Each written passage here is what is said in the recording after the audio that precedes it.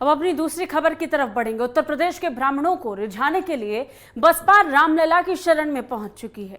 आपको बता दें, सतीश मिश्रा ने यह कहा कि उनको भगवान के दर्शन पूजन के लिए भाजपा की अनुमति की जरूरत नहीं है। इसके अलावा सतीश मिश्रा ने अपने भाषण के आखिर में जय श्री राम और जय परशुराम कहकर यही संदेश देने की कोशिश की कि बीएसपी की इस पूरी कवायद को साल 2022 के उत्तर प्रदेश चुनाव से जोड़कर देखा जा रहा है। ये रिपोर्ट देखिए।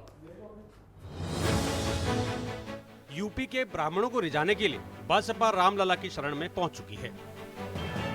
सतीश मिश्रा ने कहा है कि उनको भगवान के दर्शन पूजन के लिए भाजपा की इजाजत की जरूरत नहीं है। इसके अलावा सतीश मिश्रा ने अपने भाषण के आखिर में जय श्री राम और जय परशुराम कहकर यही संदेश देने की कोशिश की है। ये पहली बार है कि जब अयोध्या में बीएसपी ने इस तरह का कार्यक्रम आयोजित किया है। इस सम्मेलन के नाम पर बसपा ने हिंदुओं को रिझाने की कोशिश की है। यूपी की सत्ता में वापसी की आस और ब्राह्मणों को रिझाने के लिए बीएसपी रामलला की शरण में पहुंच चुकी है। मंदिर निर्माण शुरू होने के बाद पहली बार बसपा का काफिला शुक्रवार को राम जन्मभूमि पहुंचा। राष्ट्रीय महासचिव और राज्यसभा सांसद सतीश चंद्र मिश्रा ने राम जन्मभूमि में रामलला का पूजन अर्चन किया। हनुमानगढ़ी समेत मां सरयू की भी पूजा की गई। फिर देवकाली बाईपास स्थित एक रिजॉर्ट में बसपा के प्रबुद्ध वर्ग की विचार गोष्ठी में पहुंचे। खुद को ठेठ जनेऊधारी बताते हुए कहा कि अयोध्या और श्रीराम भाजपा की ठेकेदारी नहीं है। यहाँ दर्शन पूजन के लिए हमें उनकी परमिशन की जरूरत नहीं है। वैसे तो ब्राह्मण सम्मेलन था, पर इसे प्रबुद्ध वर्ग विचार गोष्ठी नाम देकर एक तरह से चुनावी कर दिया गया।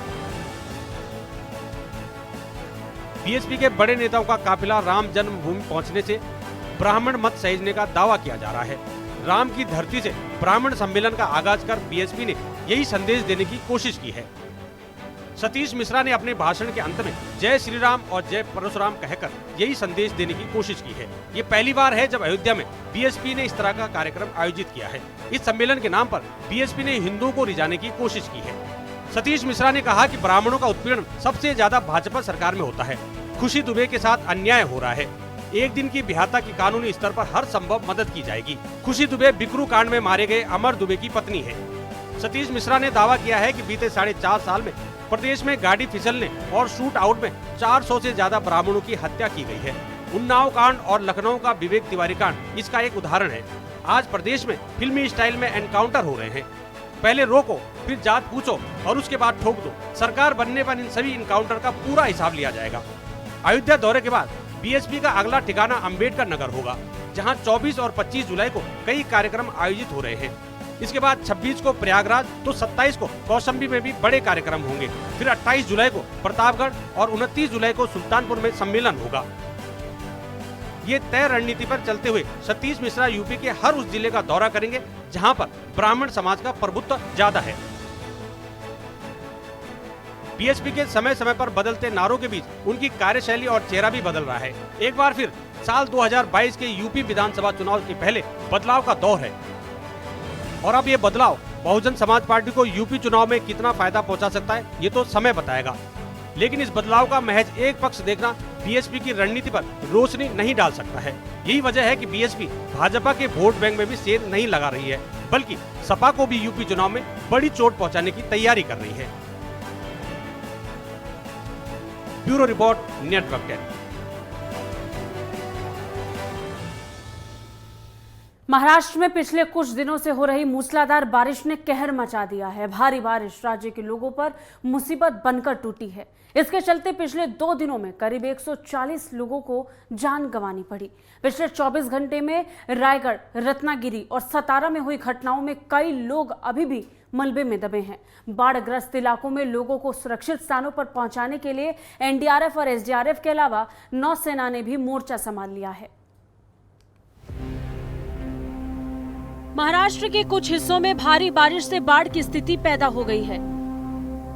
चिपलून और कोंकण में बारिश के कारण तबाही मची हुई है। शहर के चारों तरफ पानी ही पानी नजर आ रहा है। भारी बारिश राज्य के लोगों पर मुसीबत बनकर टूटी है। पिछले 24 घंटों में रायगढ़, रत्नागिरी और सतारा में हुई इन घटनाओं में कई लोग अब भी मलबे में दबे हैं। बाढ़ग्रस्त इलाकों में लोगों को सुरक्षित स्थानों पर पहुंचाने के लिए एनडीआरएफ और एसडीआरएफ के अलावा नौसेना ने भी मोर्चा संभाल रखा है। रायगढ़ जिला कलेक्टर निधि चौधरी ने जानकारी दी कि महाट में 2 जगहों पर मलबे में से अब तक 44 शव निकाले जा चुके हैं, जबकि 35 घायलों का इलाज चल रहा है। उन्होंने कहा कि रायगढ़ जिले में 6 जगहों पर भूस्खलन हुआ, एक स्थान पर बचाव कार्य अभी भी जारी है। मौके पर मौजूद अधिकारी और कर्मचारियों के मुताबिक मलबे में करीब 50 और लोगों के दबे होने की आशंका है। आपको बता दें, बारिश से प्रभावित पुणे में पिछले 2 दिनों में 84,452 लोगों को सुरक्षित स्थानों पर पहुंचाया गया है। बाढ़ प्रभावित लोगों की मौत हो चुकी है, जबकि 35 लोग घायल हैं। मुंबई में एक मकान गिरने से 4 लोगों की मौत हो गई, 7 घायल हो गए। इसके अलावा सतारा, रायगढ़ में अलग अलग घटनाओं में 28 लोगों की जान चली गई। महाबलेश्वर, नवाजा, रत्नागिरी, कोल्हापुर में भारी बारिश ने बाढ़ का रूप ले लिया, सैकड़ों गांवों से संपर्क टूट गया। प्रधानमंत्री मोदी और गृह मंत्री अमित शाह ने मुख्यमंत्री उद्धव ठाकरे से बात कर स्थिति का जायजा लिया। केंद्र से हर संभव मदद देने का आश्वासन दिया गया। राहत कार्य में जुटी राज्य और एनडीआरएफ के साथ नौसेना भी मोर्चा संभाल चुकी है। रक्षा मंत्री राजनाथ सिंह ने भी डिप्टी सीएम अजीत पवार से बात कर स्थिति का जायजा लिया, सेना के हर संभव सहयोग का भरोसा दिया। प्रधानमंत्री मोदी ने रायगढ़ में भूस्खलन के हादसे पर दुख जताया, मरने वालों की आत्मा की शांति को लेकर प्रार्थना की। उन्होंने मुश्किल के इन क्षणों में पीड़ित परिवारों के प्रति संवेदना व्यक्त करते हुए प्रधानमंत्री राष्ट्रीय राहत कोष से कुछ राशि देने की बात भी कही। मृतकों के परिवार को 2-2 लाख रुपए देने की घोषणा की गई। घायलों को 50,000 रुपए दिए जाएंगे।